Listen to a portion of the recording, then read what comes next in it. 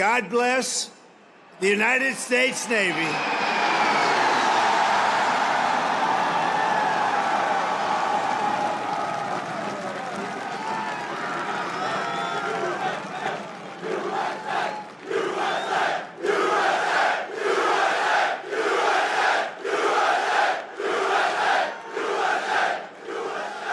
Well, that was good timing, wasn't it? Huh? We had to get that right. We had to get that right. But they always get it right. I was just given a display with a wonderful First Lady, the likes of which I think few people have ever seen before. We were a few minutes away, and the display of strength was absolutely incredible. We appreciate it. Thank you, Navy. Thank you very much. And I want to thank our magnificent First Lady for that introduction. People love our First Lady.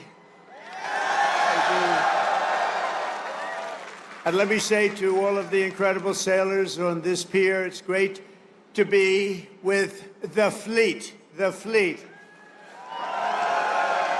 And let's also give a very special thanks to the shipmates who put on that spectacular display of Navy dominance. And that's what it was dominance. And bravo, Zulu. You know what that is? Bravo, Zulu. You know, a lot of people don't. That it's a true honor to be here with the thousands of our nation's finest sailors at the largest naval facility in the entire world. It's the largest, and I would say more importantly, it's the best, okay? It's both the Norfolk Naval Base. Thank you very much. The largest, and it's the best. We're gathered on this storied waterfront to celebrate 250 years of strength, tenacity, and unwavering courage by the greatest fighting force even, and that's true, no matter where you go, no matter where you go, no matter what you even think about, there's nothing like the fighting force that we have. Roam the seas, it's called the United States Navy, and there's nothing in the world like it. Nothing, not even close. You read stories, they don't have it. Let me tell you, we check it closely. We check it closely. Docked beside us today are a combined 150,000 tons of pure American naval supremacy, and two colossal reasons why no one should ever want to start a fight with the USA. They won't fight. We're putting out a lot of fights, so do you see that? We're going to be close to number 8. Number 8. We don't want to send you into battle unless it's necessary, right? We're putting out a lot of fires. Maybe some of you will be angry. You'll say, what's he doing? We want to fight. You know what? If we can solve them the way I'm solving them, we solve 7. We have another one that's taken 3,000 years, and we're pretty close, but I don't want to talk about it until it's done. But let's give a big round of applause to the men and women of the majestic USS Kearsarge. Thank you. And let's hear it for the sailors of the USS Harry S. Truman.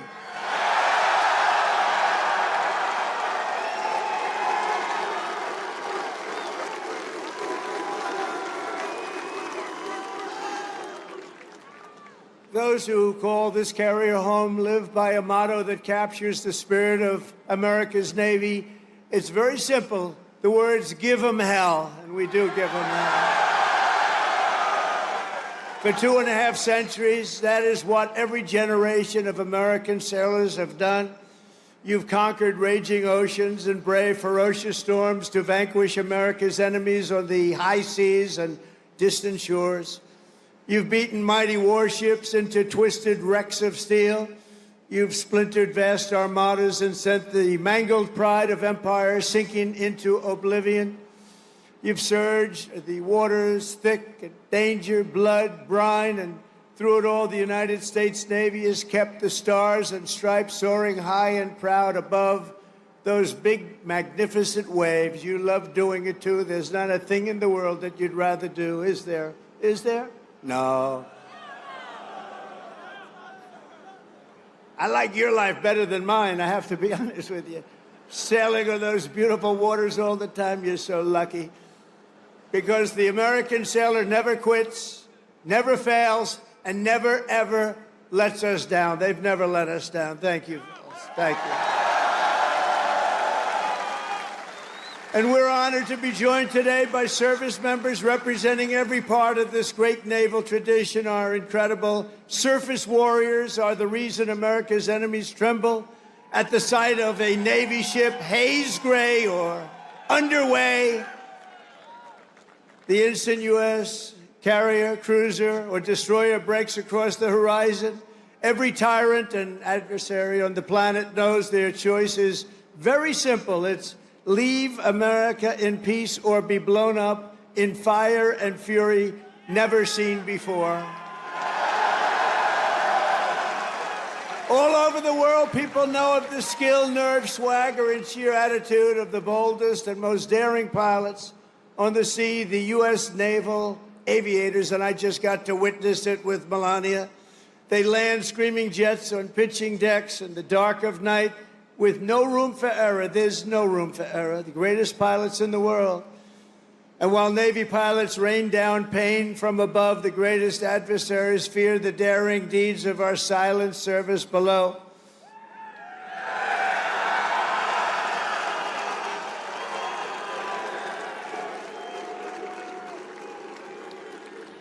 They prowl and strike from crushing depths, unseen, undetected, and unstoppable. They are our brave submariners. Where are the submariners here? And they are brave. The most lethal weapon in the world, I will tell you, nobody knows where it is and what it carries. There's nothing that carries weaponry like that. And we're 25 years ahead of any other country when it comes to submarines. Nobody's even close. Nobody can match us. No roll call of Navy warriors would be complete without recognizing some of the fiercest and most elite commandos in the history of war. They are the toughest, and there's nobody tougher. There's just nobody. That's what they tell me. There's nobody tougher. Called the Navy SEALs. What do you think about the Navy SEALs? Where are the Navy SEALs? We're not going to mess with the Navy SEALs. They are great. Thank you very much. Incredible people. And of course, our enemies have learned to dread that special cast of warriors who have charged forward almost everywhere America has seized a stronghold or stormed a beachhead. They call themselves the Leathernecks, the Jarheads, the Devil Dogs, but we revere them as the United States Marines.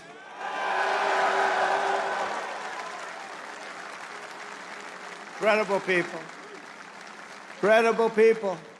With us today are some of those who have led these exceptional men and women. They've led them like nobody else. And I'll tell you, a person I'm very, very proud of, he has stepped up and he's hitting home run after home run. They love him. I want to introduce again a man who's just exceptional. I'm so happy with this choice. Secretary of War, Pete Hegseth. Thank you, Pete. Doing a job. I said, Pete, what do you think? You know, we used to call it Secretary of War, the Department of War, the War Department. Now we call it Defense. And I don't know, would you ever want to, you know, we won World War I. We won World War II. We won everything in between. We won everything before. And all of a sudden, they decide to change the name. They went woke then, too, you know. Woke is a long-term word. I said, what do you think about changing it to the Department of War? He said, I love it, sir. And that was about the end of it, right? That was the end of it. Thank you, Pete. Great job. He's a great leader. Also, Secretary of the Navy, a very, very successful man. He gave it all up to do this, and we're designing more ships. We have more ships being built shortly. We're going to have more great ships being built than we've ever had being built in the history of the Navy. John Phelan. John, thank you. Great job, John. He made a lot of money in the private sector, and I said, you want to do this, John? We need a lot of ships, and we need them fast. And he said, I want to do it. He gave up a lot, gave up everything to do this. But he's loving it, and he's doing a fantastic job. Chief of Naval Operations, Admiral Darrell Caudle. Admiral, thank you. Great job. Rear Admiral Gavin Duff.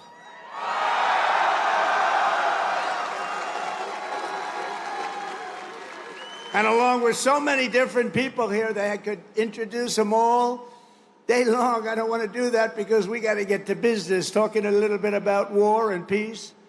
But along with your great officers here at Norfolk Naval Base, Vice Admirals John Gumbleton. John, thank you. Thank you, John. Great. Young guy. You're a young guy. Great.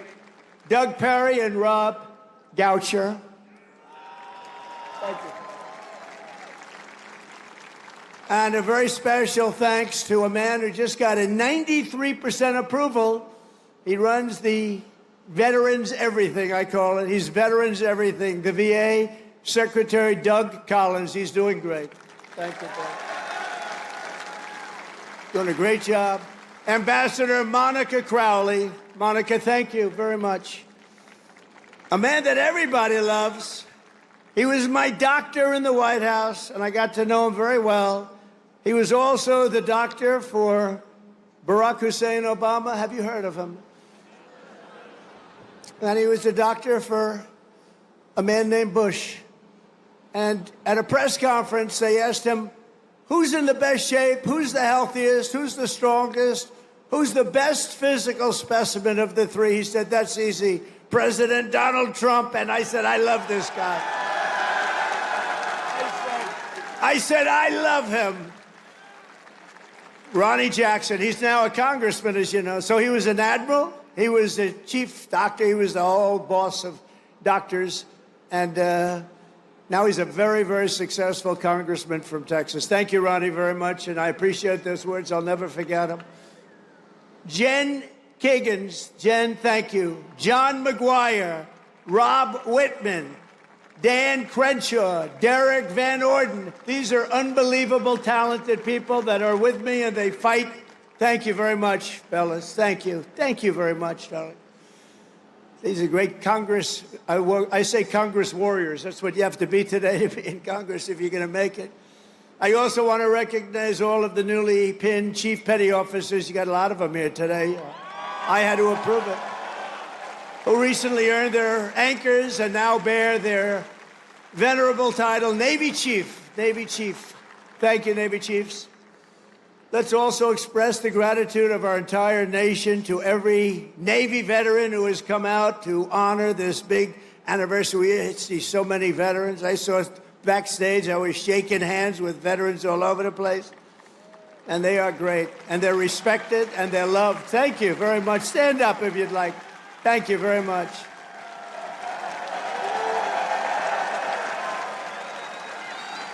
They're really loved. I saw it backstage. I saw so many veterans, and my hand will never be the same. Thank you very much. A great honor. And a very special thanks to the countless Navy families who support our sailors with such love and devotion. None of what are, and think of this, without them, you wouldn't be celebrating today. Many of you would not be doing very well. Male or female, you wouldn't be doing very well. So we want to thank our family members, right? All of them. Parents, husbands, wives. Thank you. Thank you very much. From the American Revolution until today, the story of the U.S. Navy is a tale of loyalty, sacrifice, and commitment stretching back 250 years. So we're celebrating 250. I almost thought I wouldn't get to do that because I was president in 2016, and then they rigged the election on me. And then we caught him, didn't we? We caught him, but, you know, we had to run it again. I ran it again, and I got 250, and I got the World Cup, and I got the Olympics. Can you believe all of it? In my first term, I was the one that got the Olympics. I was the one that got the World Cup. And I said, you know, the sad part is, maybe I'll go, maybe I won't even be invited because it won't be during my term. I would say, if we're a Democrat, I might not be invited. They don't love me exactly too much. And then when this happened, now all of a sudden they got all three. But you know what's the most important? 250 years is the most important, above World Cup, above Olympic. But we got them all coming. And on June 14th, next year, we're going to have a big UFC fight at the White House, right at the White House, on the grounds of the White House. When the Continental Congress formed a fleet of just 2 ships in October 1775, many scoffed at their chances against the most powerful empire on earth. That was the most powerful ever, relatively speaking. We had 2 ships. We had nothing other, but we had great heart. They didn't know the audacity and the grit of the American sailor. They had no idea the war for independence gave us some of the greatest American heroes of all time, including the father of the U.S. Navy, Captain John Paul Jones. You know that. When a far stronger British ship demanded his surrender, Jones yelled back that timeless battle cry right now: "I have not yet begun to fight." Don't ask me for that. Think of that. I could just see it. He's a wise guy. He's asking, I haven't even begun to fight. And he knocked the hell out of him. In the War of 1812, Captain James Lawrence shouted his final words to his crew as blood streamed down from his mortal wounds. "Fight her till she sinks," he yelled. "Don't give up the ship. Don't give up the ship." These are all incredible, very, very famous statements now with years and time. Very famous. Don't give up the ship. I say it all the time. You're a little behind. I say, don't give up the ship, and we win. We all know how to win. Today, that eternal creed is written into the hearts of every sailor in the fleet. America's Navy never, ever gives up the ship, right? We never give it up. Another titan of the early Navy was the great Commodore Arthur Sinclair. He defeated the French in the Caribbean battle. And then he went to work on the Barbary pirates off the coast of Tripoli and raided British forces when they were so powerful in 1812, the War of 1812. He raided them. He was knocking them out one by one. Everyone said, where does this guy come from? And we're all descendants when you think of it. Commodore Sinclair went on to become the commanding officer here at the Naval Station Norfolk, right here, where he founded a nautical school for officers that eventually became the one and only U.S. Naval Academy.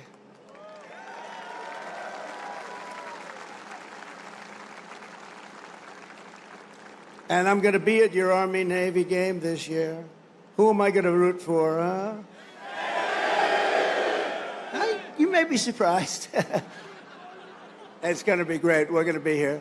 Generations of the Commodore's descendants have forged their own towering legacies of service in the Navy, and we're joined today by his 5th great-grandson, Commander Link Mustin. Where is Mustin? Commander Mustin, where are you?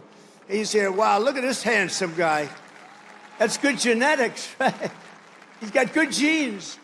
Thank you very much. Commander, thank you for continuing a family tradition that has endured for 2.5 centuries. Can you believe that, huh? I wonder if they were as good looking as you. I doubt it. You just got better with age, right? Congratulations. Is that young man your boy? Wow. He beat you. They beat you. That's what we want to see. Over the generations, our Navy sailors raised Old Glory above the streets of Veracruz, sent the Spanish fleet to its watery grave in Manila Bay, and buried the vicious German wolfpacks at the bottom of the sea. Those were vicious, vicious wolfpacks. They were brutal. They were hitting us hard, and then we came up with the answer, didn't we? We came up with the way to knock them out, and we were knocking them out so fast they didn't know what to do. It was really the end once we discovered the secret through some brilliant minds. A lot of them are descendants of the people here right now. In every era of conflict, the Navy has never failed to hunt, kill, and to win. Never failed. Never failed. In World War II, Admiral Bull Halsey's motto, hit hard, hit fast, hit often, and that is exactly what the sailors do. One of those warriors was Submarine Commander Eugene Fluke, who sent more Japanese tonnage to the ocean floor than any other man in history. I don't like to talk about it too much now. You know, they've been a nice ally, but anybody from Japan here right now? We'll get off the subject immediately. But think of it, sent more tonnage to the bottom of the sea, one after one. Aboard the famed USS Barb, he destroyed a Japanese tanker and a carrier with a single salvo to his men's chagrin. They were very concerned about it. They didn't think we could do that, and he just knocked them out one after another. And again, torpedoes were flying, but His greatest feat came when he spotted 30 enemy ships at port off the coast of China. You know that, a very famous story. Commander Fluky ordered his men to their battle station, slipped into the harbor and sank 6 vessels at one time before taking off into the beautiful, wild blue ocean. He received 4 Navy Crosses, the Legion of Merit, and the Congressional Medal of Honor. That was a brave guy. In recognition of the incredible achievements of the USS Barb under his command, this December we will lay the keel of a brand new Virginia-class submarine bearing that same legendary name, and his grandson, Tom, will be there to pick it up. Tom is with us today, and I want to thank you for keeping that great legacy around. Where is Tom? Oh, look, stand up, Tom. Great.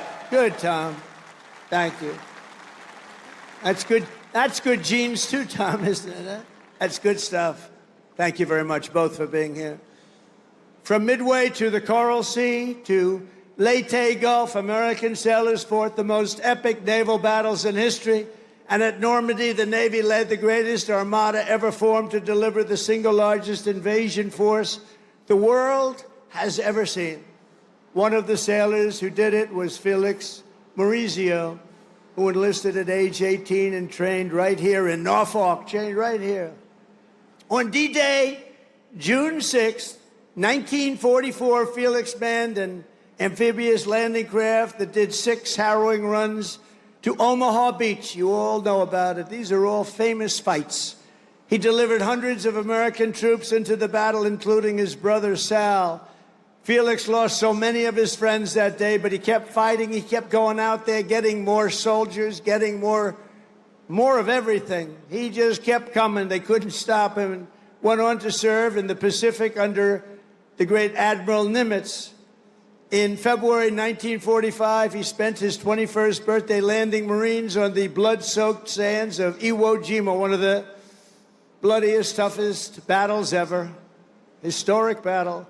6 months later, he was aboard the USS Talladega in Tokyo Bay. When Japan surrendered, they said, I don't think we want Felix hitting us anymore. And he retired as a chief petty officer in 1966. This year, Felix celebrated his 100th birthday, and he is here this afternoon as a living testament to the glory of the United States Navy. Wow.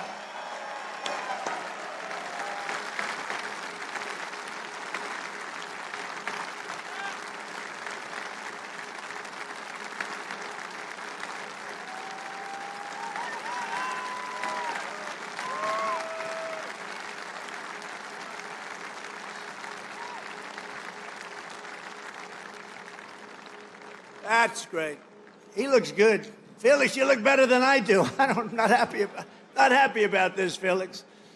No, they don't want to mess around with him. And Felix, we salute you. Thank you very much. Incredible. 100 years. In Korea, American sailors and Marines carried out the daring landing in Incheon and flew more than 250,000 combat sorties against the enemy. It was an amazing effort. In Vietnam, the Navy unleashed Operation Rolling Thunder and deployed a brand new unit, the Navy SEALs, to tear up Mekong River Delta. Problem with Vietnam, we stopped fighting to win. We would have won easy. We would have won Afghanistan easy. Would have won every war easy. But we got politically correct. Let's take it easy. We're not politically correct anymore, just so you understand. We win. Now we win. We don't want to be politically correct anymore. And history will never forget that it was the SEALs who stormed the compound at Osama bin Laden and put a bullet in his head. Remember that? And please remember, I wrote about Osama bin Laden exactly 1 year ago, 1 year before he blew up the World Trade Center. And I said, you got to watch Osama bin Laden.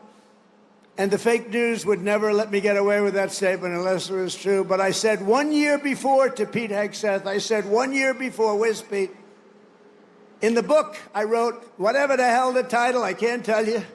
But I can tell you there's a page in there devoted to the fact that I saw somebody named Osama bin Laden, and I didn't like it, and you got to take care of him They didn't do it. A year later, he blew up the World Trade Center. So we got to take a little credit because nobody else is going to give it to me. You know the old story?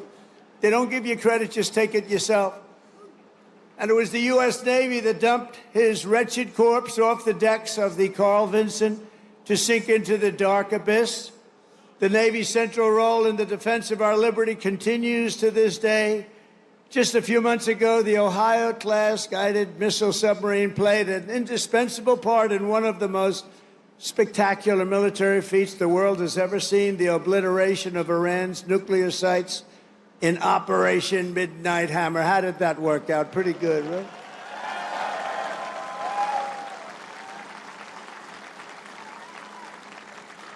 And we shot 30 Tomahawks, you know that. On top of, after the B-2, how about that? The B-2s, what they did, those beautiful flying wings, what they did, they hit every single target they hit. And just in case we shot 30 Tomahawks out of a submarine, every one of them hit too. So I would say Iran was not particularly thrilled. They were going to have a nuclear weapon within a month.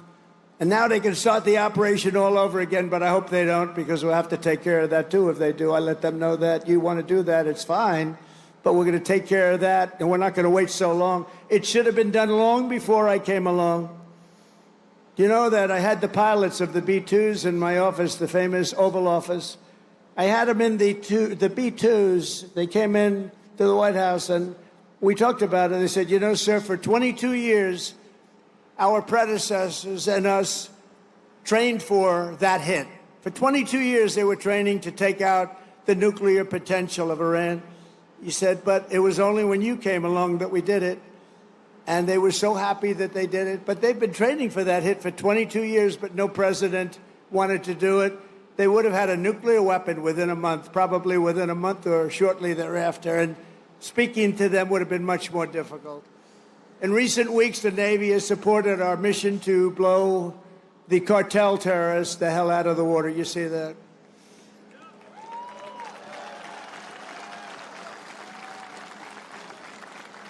And you know, there are no boats in the water anymore. You can't find any. We're having a hard time finding them. But you know, it's a pretty tough thing we've been doing, but you have to think of it this way. Every one of those boats is responsible for the death of 25,000 American people and the destruction of families. So when you think of it that way, what we're doing is actually an act of kindness. But we did another one last night. Now we just can't find any. You know, it's the old story. We're so good at it that there are no boats. In fact, even fishing boats, nobody wants to go into the water anymore. Sorry to tell you that. But it's, we're stopping drugs coming into America, if that's okay. We're stopping drugs at a level that nobody's ever seen before. Last year, we lost, I believe, 300,000 people. And that's not talking about the destruction to families. Every one of us knows families that have been destroyed because the son, daughter, even mothers and fathers are destroyed by the fentanyl pouring in and drugs pouring in. Well, they're not coming in by sea anymore, so now we'll have to start looking about the land, because they'll be forced to go by land. And let me tell you right now, that's not going to work out well for them either. And it was the Truman carrier strike group that unleashed American fury on the Houthi terrorists in the Red Sea.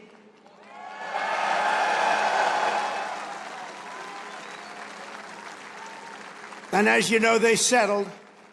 But they settled because they made the statement to us, we've never been hit like that ever before.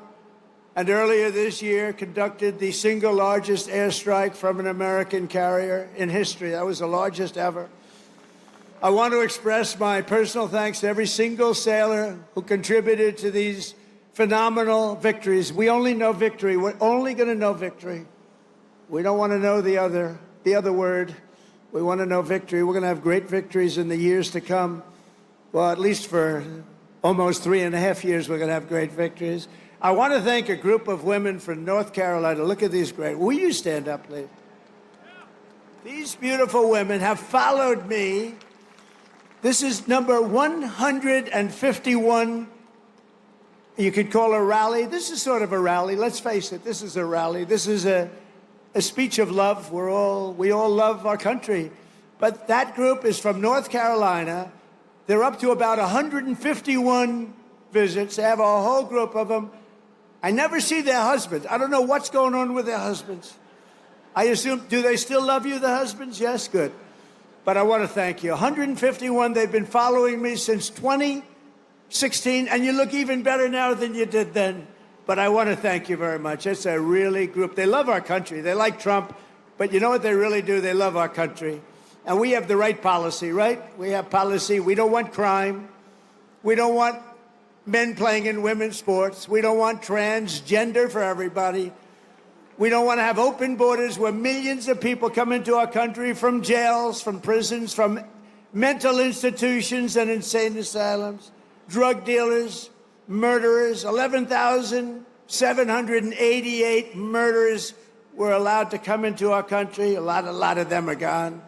And by the way, Washington, D.C. is a safe place right now. It went from one of the most dangerous cities in our country, can you believe that, to probably the safest, among the safest in our country. Nobody's being hit anymore. It's very safe, and I want to thank you. A lot of the people here have helped. A lot of the people in the audience are people that have straightened them out.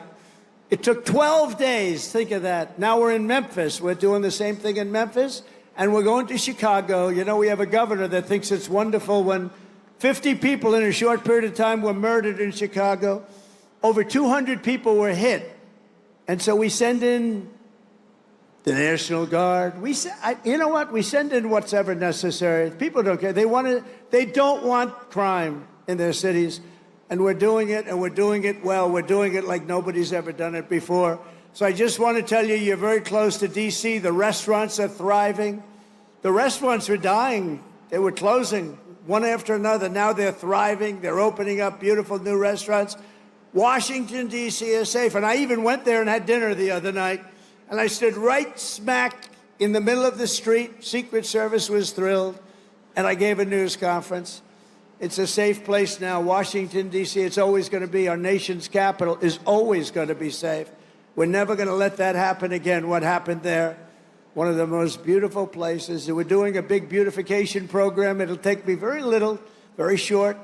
But we're doing a beautification program to go along with the security and safety. We're getting rid of the graffiti, the potholes, the broken medians between roads. We're doing a real job, and you'd be proud of it. I think everybody here is proud of it, frankly. That's our nation's capital, and that has to be clean, beautiful, and safe. The U.S. Navy always stands for America. As your commander-in-chief, I will always stand for you. I promise you that. You know that. That's why you voted for me in numbers that nobody's ever seen before. And I want you to know that despite the current Democrat-induced shutdown, we will get our service members every last penny. Don't worry about it. Don't worry about it. You'll worry about it. Do not worry about it. It's all coming. It's coming. And even more because I'm supporting the across-the-board pay raises for every sailor and service member of the United States Armed Forces. But we have to take care of this little gnat that's on our shoulder called the Democrats. They want to give all of our money to illegal aliens that pour into the country. And, you know, I have a bigger heart than they do. But the problem is when you do that, they come in by the millions. Everybody wants that, so you can't do it. But I've also pledged the largest ever investment in our military's history. We're spending over $1 trillion. We've never had anything like that before. $1 trillion on our military, and that includes, along with your Secretary of the Navy and Pete Hegseth, we're going to be building lots of ships and doing a lot of things that you haven't seen happen for 35 years. We'll soon revitalize our once great shipyards with hundreds of billions of dollars in new investments and people coming from all around the world, and they're going to build ships in America. We want them built in America. And as I told our generals and admirals last Tuesday, we are getting wokeness the hell out of our military. It's gone. It's really gone. I don't know that it was ever really here. I think some of the top people had it. I knew a few of them that they were major losers. But they were losers. Unlike our great general, the chairman of the Joint Chiefs of Staff, who may be here, Dan Raisin Cane. You know Raisin Cane? When I heard his name, I said, that's the guy I'm looking for. But he's been an amazing warrior, and, you know, he was the one headed up the attack on Iran. And everything he's touched has turned out great. He knocked out ISIS. So I was told it would take 4 to 5 years to beat ISIS. When he came on board, he did it in 4 weeks. We knocked him out in 4 weeks. 100% of the ISIS caliphate. Is Dan Kane here? He is, you know why? Because he's working. That's the one thing. We don't have to worry about him. But he is a fantastic man. That's the man I wanted right from the beginning. I said, if I ever do this again and if I can get lucky enough to win, because we have a base like nobody in history has had, I said, I'm going to pick Raising Cane as the chairman. And that's what we did, and he's been incredible. We will not be politically correct when it comes to defending American freedom. That's why we have renamed the Department of Defense at Department of War, as I said, and we have changed the name of the Gulf of Mexico to the Gulf of America. That was easy. That was an easy one. You know, for years I've looked at it, and I added it up, and I figured we have 92% of the frontage. I say, how come we call it the Gulf of Mexico? I mean, I wouldn't say that Mexico is thrilled with me, but what are you going to do? It's the Gulf of America, and I love it now. I was watching the other night a report, and they said very routinely, in the Gulf of America, this is the, you know, they just went on to talk about it. They didn't do it with a smirk or a smile. They didn't say, in the Gulf of America. No, it's called the Gulf of America now, and nobody's playing games with it. We got sued by the Associated Press, and they lost. In fact, the judge was so good, he said, he's calling it the Gulf of America. He's got all the approvals. You have to do that, too, to the very liberal Associated Press. They got thrown out of court. In fact, they're almost not allowed to cover me anymore because of that. It was a big hit. So I'm very proud of that. Under our leadership, the spirit of the American forces is soaring like it has never soared before. I think right now we have more spirit than we've ever had before. After years of recruiting shortages, we couldn't get guys or gals to become sailors. 1 year ago, they didn't want to be a sailor. Although I must say, once I said we're going to run, a lot of people, it made it better. But let's go back 2 years, and it was even worse. Because there was no hope. We had this horrible, horrible president who had no clue what the hell was happening.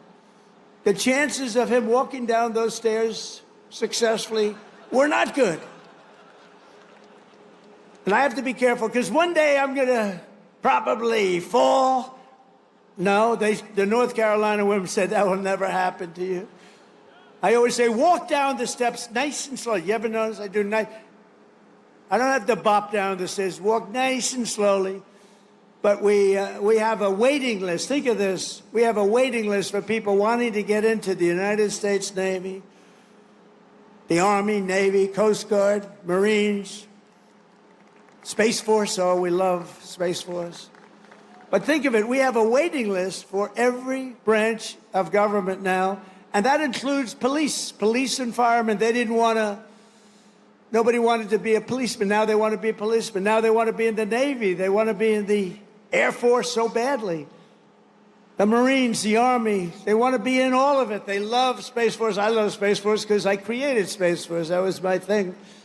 And it's going to turn out to be one of the most important. But 1 year ago, our country was dead. We had a dead country. People say, sir, you shouldn't say that. It's too straight to withdraw. We had a dead country, and today we have the hottest country anywhere in the world by far. 1 year, think of it. 1 year ago, we were dead. The king of Saudi Arabia said to me, President, 1 year ago, we thought we lost America. We thought it was a dead country, and now you have the hottest country anywhere in the world. He said that. I use this term. And I'm pleased to say that 2025 was the Navy's single best recruiting year ever. Not bad. So you went from those embarrassing headlines of a year ago. Think of it. Nobody wants to go into the Navy. How does that make you feel? Now you have a different problem. You know what the problem is? Everybody wants your job. I like that better, right? No, but nobody's going to take your job. You were with us when it was not as nice. It wasn't as nice. Those are the people I like the best, too. The people that were with me when it wasn't looking so good, like these ladies from North Carolina. They were with me when it wasn't looking that good. A lot of fake scandals were created, all fake. One of those eager new recruits is 18-year-old Aiden Rollins, a recruit like I'm so proud of. Aiden's father was a sailor, his grandfather was a sailor, and after 4 years of Navy ROTC, it is Aiden's turn to carry on that tradition. When he enlisted in April, his father, Daniel, a Navy veteran, was so inspired that he decided to re-enlist too. Wow.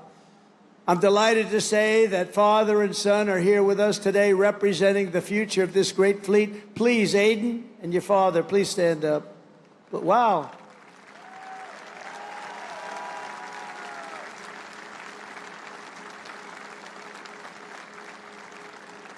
Wow, that's a good-looking family, I tell you. Thank you both. That's a great story. Beautiful. Your father looks pretty young, Aiden. I mean, he's a young-looking guy. Every sailor, aviator, submariner, and shipmate in the Navy inherits a tradition of excellence and daring, power and glory unmatched in the long saga of mankind's voyage on the sea. From that first ship, the schooner Hannah, to the awesome sight of a modern carrier battle group underway, the U.S. Navy has always been the iron will of a proud and mighty nation pushing forward through the currents and over those big, beautiful waves, through the spray of raging combat and the fog of naval war. America's sailors have proven time and again that our Navy does just the best job there is. Anything having to do with sailing the oceans, there's nobody to compete. We own the skies, we stalk the depths, and we rule the seas like nobody has ever ruled the seas. From Boston Harbor to Hampton Roads, from the Philippine Sea to the Red Sea, from the Guadalcanal to the vast, great Atlantic Ocean. Our sailors have seized triumph upon triumph. We don't know anything about defeat. We heaped honor upon honor and carved greatness and splendor into the pages of history. We only talk about the Navy and only use that word, splendor. We also say victory because that's the other. We have splendor and we have victory on gun decks and flight decks. In torpedo rooms and cockpits, they have poured out their blood, sweat, and tears and offered their very lives to defend this land between the seas. They have crossed icy canals, leapt from burning wreckage, plunged into frigid waters, soared into deadly skies, and slashed across the mine-infested bays to claim American victory and to defend the cause of liberty, to defend, quite frankly, the American flag. In every era and every part of this globe, our sailors have fought with courage in their hearts, patriotism in their souls, and salt water in their veins. You have that salt water. Don't let the doctors change it. Keep it, because there's nothing like it. There's no blood like it. And standing before all of you today, I know that whatever our nation is threatened and whenever they need help, whenever duty calls, American sailors will hoist our flag high and they will rally to Admiral Farragut's immortal battle cry, "Damn the torpedoes, full speed ahead, go, you son of a gun." With your help, we will fight, fight, fight. We will win, win, win. Because of you, our Navy and our country will always be proud and righteous and mighty and free. Congratulations once again on 250 years of total dominance. Sail fast, stay strong. Thank you. God bless our sailors and God bless the United States of America. Thank you very much, everybody.